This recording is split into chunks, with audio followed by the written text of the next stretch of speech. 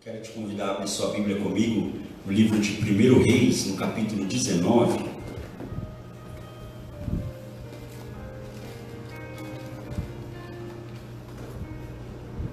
Lembrando que neste sábado agora, às 19h30, nós temos a celebração do nosso aniversário de 3 anos como igreja.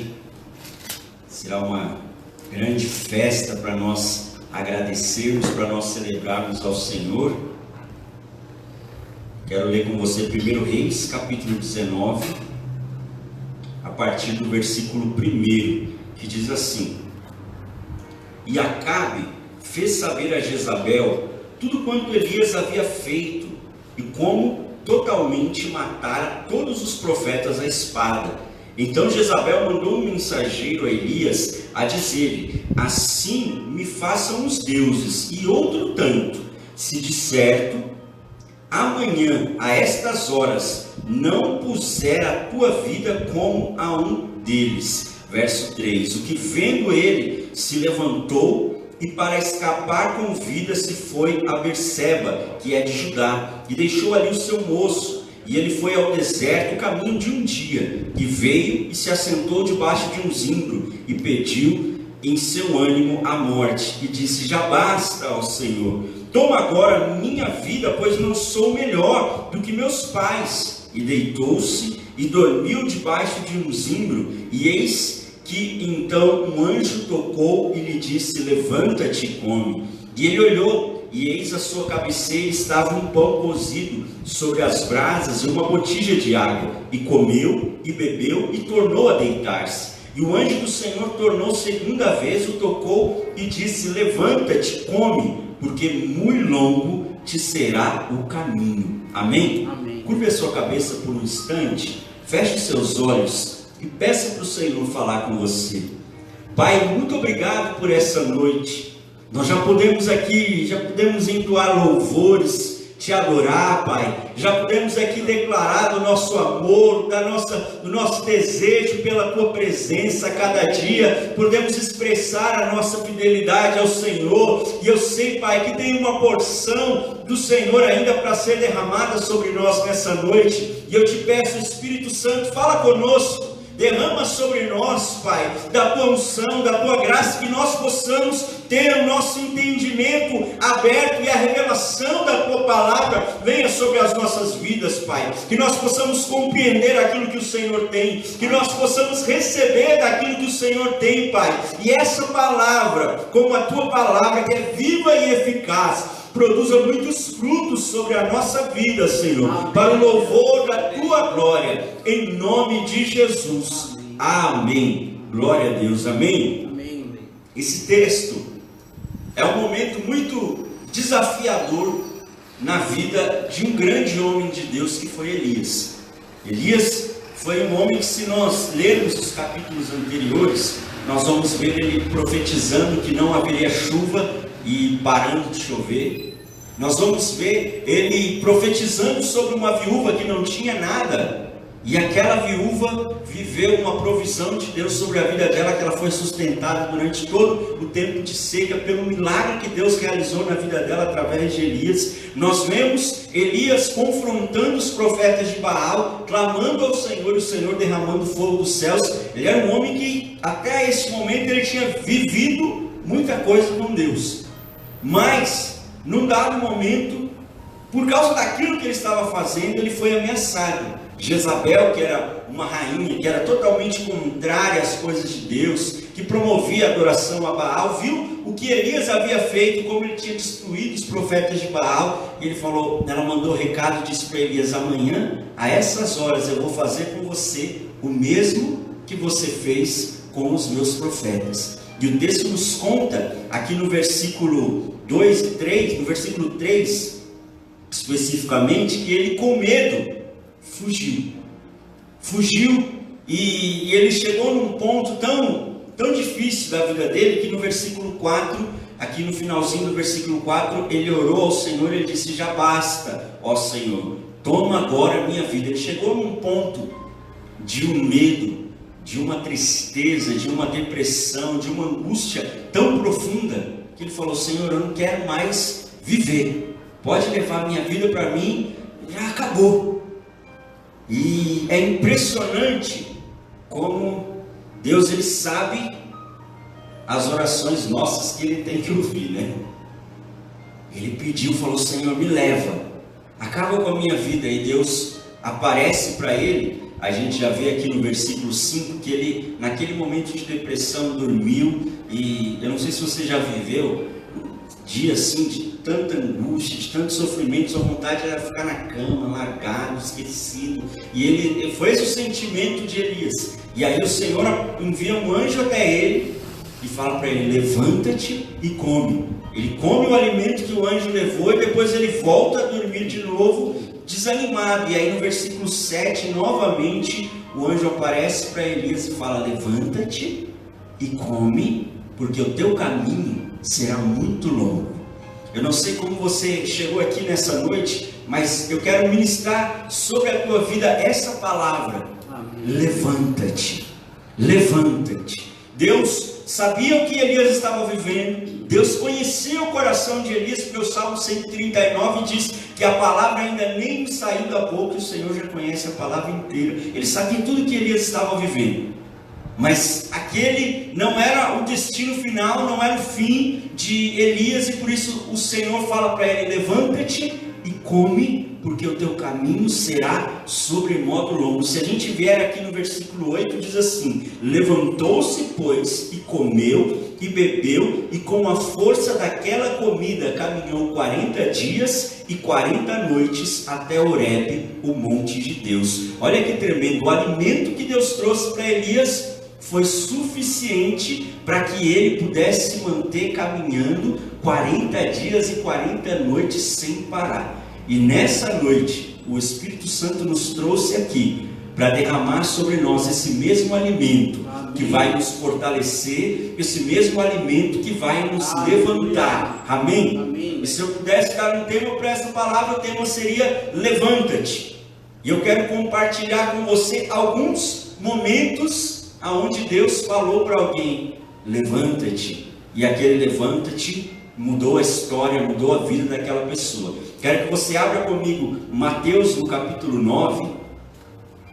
Mateus lá no Novo Testamento, capítulo 9. Nós teremos muitos levanta-tes para ler na palavra de Deus, mas eu quis agrupar em alguns aqui. Mateus capítulo 9, a partir do verso 1, diz assim: e entrando no barco, passou para outra margem, e chegou à sua cidade, e eis que lhe trouxeram um paralítico, deitado numa cama. E Jesus, vendo a fé deles, disse ao paralítico: filho, tem bom ânimo, perdoados são os teus pecados. E eis que alguns dos escribas diziam entre si: ele blasfema. Mas Jesus, conhecendo seus pensamentos, disse: por que pensais mal no vosso coração? Pois o que é mais fácil, dizer ao paralítico: perdoados são os teus pecados, ou levanta-te e anda? Ora, para que saibais que o Filho do Homem tem na terra autoridade para perdoar pecados, disse então ao paralítico: levanta-te, toma a tua cama e vai para a tua casa. E levantando-se foi para a sua casa, e a multidão, vendo isso, maravilhou-se e glorificou a Deus, que dera tal poder aos homens. O primeiro levanta-te que nós vemos de Jesus, esse mesmo texto você vai encontrar em Marcos 2, em Lucas 5, e esse primeiro levanta-te de Jesus foi para um homem que era um paralítico, num contexto onde um paralítico não trabalharia, ele estava numa condição completamente miserável. E quando Jesus ele traz aquela palavra e diz: levanta-te, aquele levanta-te simbolizava uma mudança de vida daquele homem. Jesus estava tirando ele da condição em que ele estava, da situação em que ele estava, e levando ele a viver uma nova história. E hoje esse mesmo levanta-te está sobre as nossas vidas. Amém. Talvez nós não estejamos paralíticos fisicamente, talvez espiritualmente, emocionalmente, em algum momento houve uma parada, houve uma estagnação, algo que não sai do lugar. E o Senhor diz para nós: levanta-te, toma o teu leito e anda. Amém? Assim como ele disse para aquele homem, o texto é impressionante em relatar os detalhes, que no mesmo momento, diz no versículo 7, aquele homem se levantou e começou a andar e foi viver a sua vida, e todos ficaram impressionados com aquilo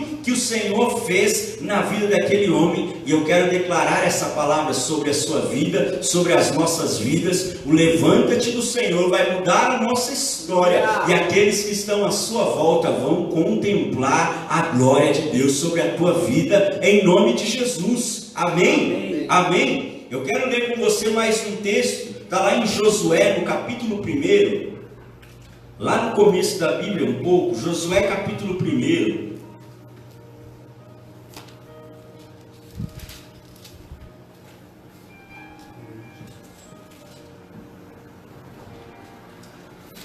Josué capítulo 1, verso 1, diz assim: e sucedeu depois da morte de Moisés, servo do Senhor, que o Senhor falou a Josué, filho de Nun, servo de Moisés, dizendo: Moisés, meu servo, é morto. Levanta-te, pois, agora, passa este Jordão, tu e todo este povo, a terra que eu dou aos filhos de Israel. Amém?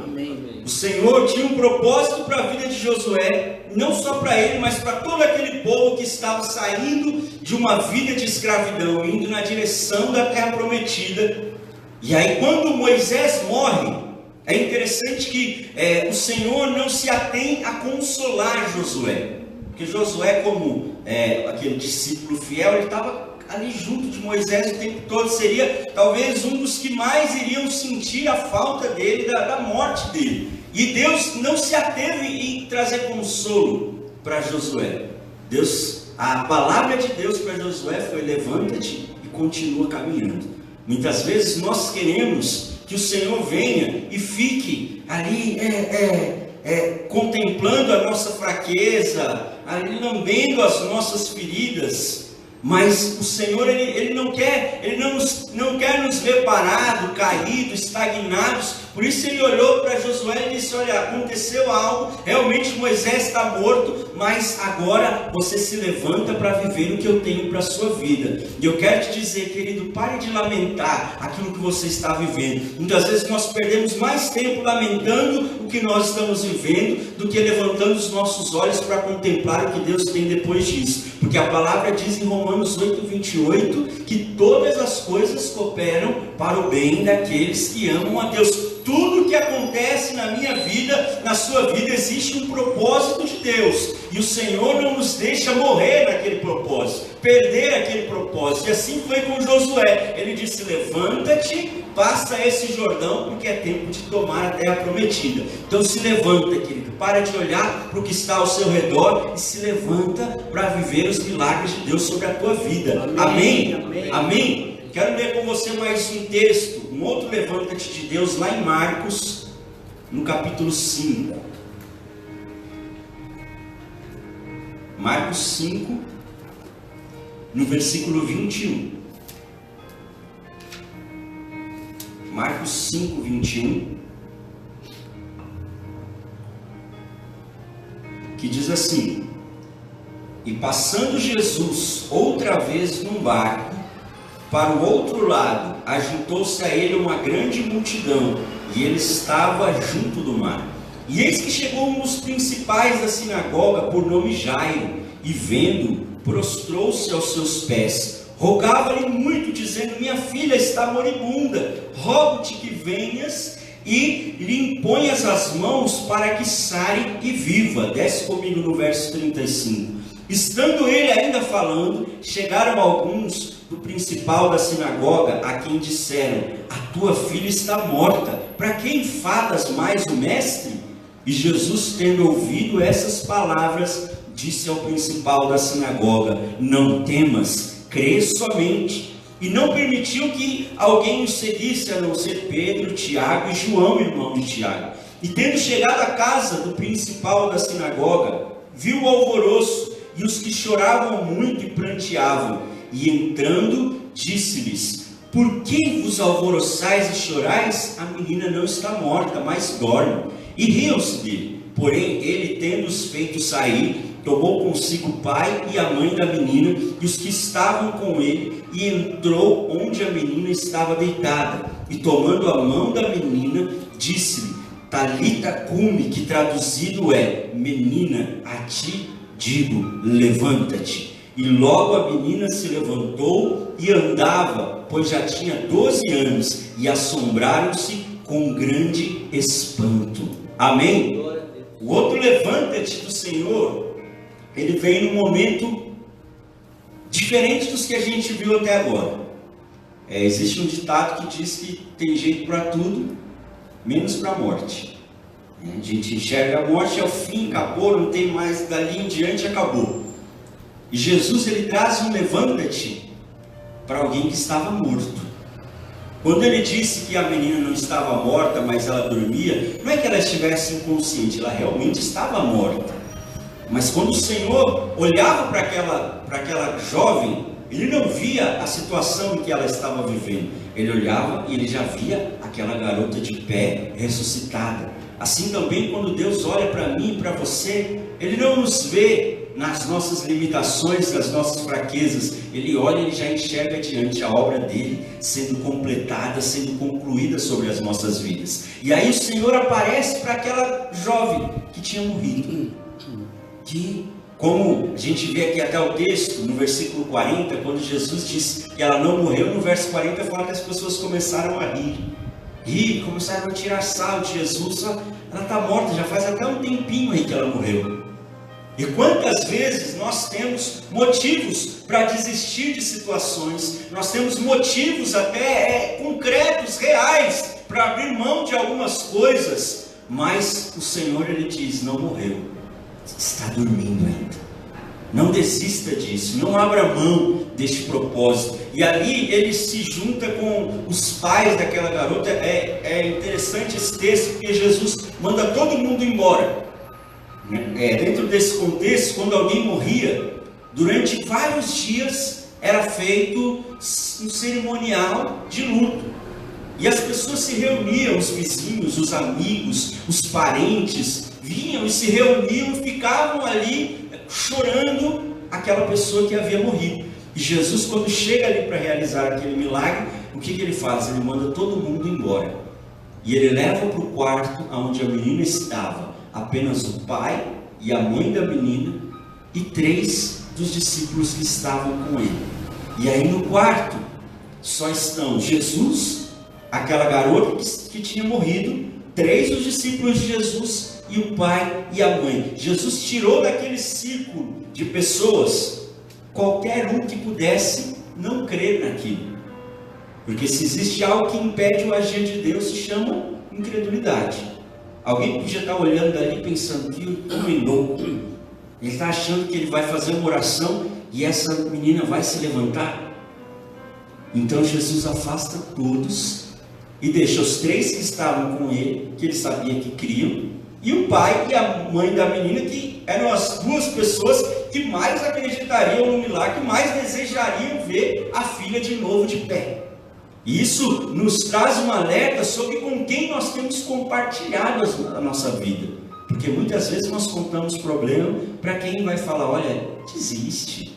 Ah, não, isso aí não é para você. A pessoa conta lá que o marido traiu, vai dar um conselho, fala: faz o mesmo, vai lá e se vinga.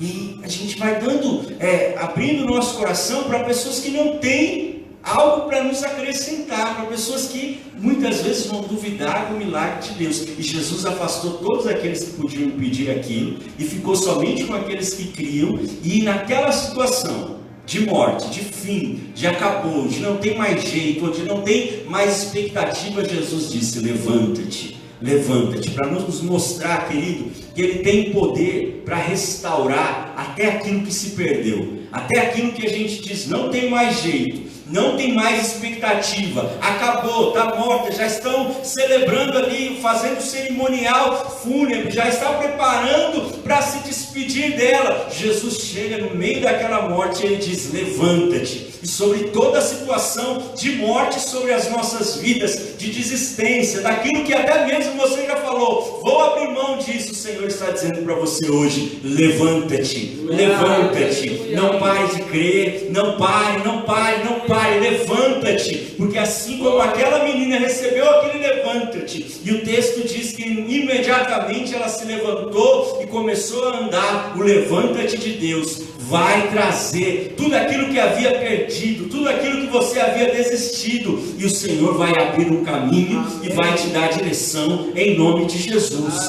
Amém? Amém? Abre comigo em Atos no capítulo 10.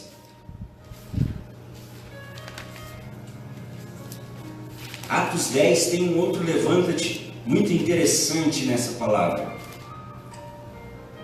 Aqui Jesus já havia morrido, ressuscitado, já tinha subido aos céus, a igreja já estava sendo constituída, e por muito tempo os discípulos, os apóstolos, agora apóstolos, aqueles que estavam levando adiante a obra de Deus, acreditavam que a salvação, o reino de Deus era somente para os judeus. E agora esse levanta-te de Jesus vem nesse contexto. Eu quero ler com você aqui em Atos, no capítulo 10, a partir do verso 9, que diz assim: e no dia seguinte, indo ele seu caminho, e estando já perto da cidade, subiu Pedro ao terraço para orar, quase a hora sexta, e tendo fome quis comer. E enquanto lhe preparavam, sobreveio-lhe um arrebatamento de sentidos, e viu o céu aberto, e que descia um vaso, como se fosse um grande lençol, atado pelas 4 pontas, vindo para a terra, no qual havia de todos os animais quadrúpedes, répteis da terra e aves do céu. E foi-lhe dirigida uma voz: levanta-te, Pedro, mata e come. Mas Pedro disse: de modo nenhum, Senhor, porque nunca comi coisa alguma comum e imunda. E segunda vez lhe disse a voz: não faças o comum ao que Deus purificou. Amém? Amém? Amém? Nesse momento, esse terceiro levanta-te que vem nessa palavra, mudou a história da igreja. Se nós lermos a realidade daquela igreja que estava nascendo ali em Jerusalém, a partir desse momento, aquela igreja começou a ter o seu horizonte ampliado. Quando o Senhor mostra para Pedro um lençol com animais que os judeus não podiam comer, que são os animais imundos que ele quis se referir aqui, e o Senhor estava dizendo para ele: levanta-te e come. O Senhor estava querendo ensinar para Pedro que aqueles que o Senhor purificaria, ainda que os judeus considerassem imundos, aquilo que o Senhor purificou, ninguém pode considerar imundo. E a partir daqui vem a revelação para a igreja de que o Evangelho estava à disposição de todos, veio para a salvação de todo aquele que cresce em Jesus. Então esse levanta-te, esse terceiro levanta-te trouxe uma revelação, trouxe algo novo de Deus para a vida de Pedro, e não só para ele, para a igreja e para mim, para você que estamos aqui hoje. Porque se esse levanta-te não tivesse acontecido, a igreja continuaria limitada aos judeus, e eu e você não estaríamos aqui recebendo a salvação, adorando ao Senhor. Então esse terceiro levanta-te do Senhor para nós, ele fala de nós nos levantarmos para vivermos experiências com Deus. Ele fala de nós nos levantarmos para recebermos revelação de Deus. Jeremias 33:3, o Senhor diz: clama a mim e responder-te-ei, e anunciar-te-ei coisas grandes e firmes que não conheces. Amém? Esse levanta-te de Deus vem para nós nos levantarmos para buscar a Deus, para nós nos levantarmos para receber direções de Deus.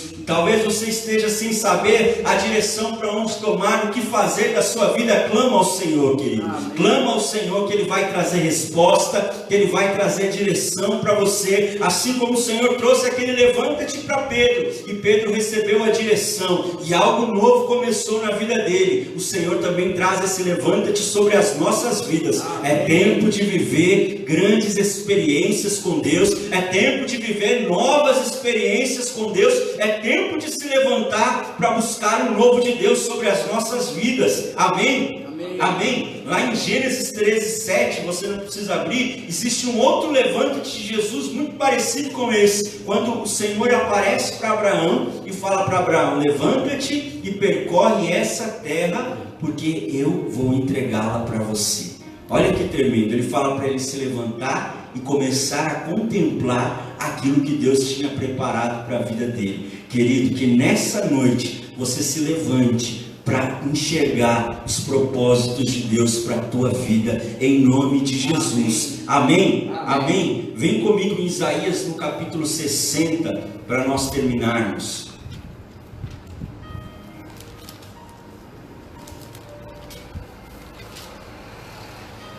Isaías capítulo 60, no versículo 1. E o versículo 1 já começa dizendo: levanta-te. Vamos dizer, levanta-te.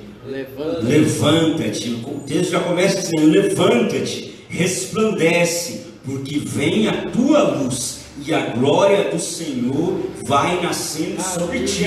Porque eis que as trevas cobriram a terra e a escuridão os povos, mas sobre ti virá surgindo o Senhor, e a sua glória se verá sobre ti. Amém? Amém. Amém. Esse levanta-te poderoso do Senhor é para que a glória dele resplandeça sobre as nossas vidas. O Salmo 91 diz que podem cair 1000 ao meu lado, 10.000 à minha direita, mas eu não vou ser atingido. Porque a glória de Deus está sobre a minha vida. E o Senhor, como Ele disse através de Isaías na sua palavra, Ele disse para mim e para você hoje: levanta-te, resplandece, porque já vem a tua luz. Talvez você não esteja enxergando, não consiga contemplar, mas o Senhor te diz: levanta-te, porque está chegando, porque está vindo a glória do Senhor sobre você. Ao seu redor, como o versículo 2 diz, pode estar aparecendo somente trevas, escuridão, dias difíceis. O Senhor diz: mas sobre ti virá o Senhor, e a sua glória se verá sobre ti. Amém? Amém. Amém. Eu quero que você se coloque de pé.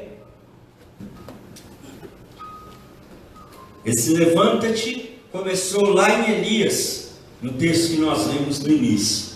E quando o Senhor disse para Elias: levanta-te e come, porque o teu caminho será sobremodo longo, era como se ele estivesse dizendo: Elias, a minha obra eu ainda não terminei sobre a tua vida. A situação que você está vendo hoje, Elias, de medo, de insegurança, eu ainda vou entrar nessa situação e vou transformar essa situação. E assim mesmo o Senhor nos diz nessa noite: levanta-te, levanta-te, porque eu ainda tenho muito mais para derramar sobre a tua vida, em nome de Jesus.